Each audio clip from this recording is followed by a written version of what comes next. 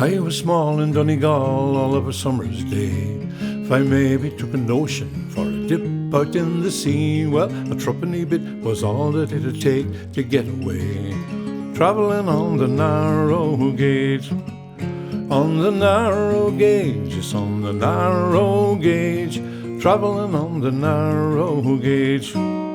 You could go to Letterkenny, you could go to Ardara, with this humble little engine now will nowhere seem too far. It was quite the great experience, the wonder of the age, travelling on the narrow gauge, on the narrow gauge, yes, on the narrow gauge, travelling on the narrow gauge. If you wanted some tobacco or to have a parcel sent, you just put it on the narrow gauge and all the way it went. If it wasn't there by evening, it'd get there at some stage, travelling on the narrow gauge, on the narrow gauge, yes, on the narrow gauge, travelling on the narrow gauge. The driver was Joe Thompson, he was known far and wide.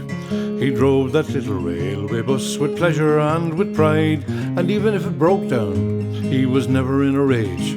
We'd all get out and push the narrow gauge, on the narrow gauge, yes, on the narrow gauge, get out and push the narrow gauge.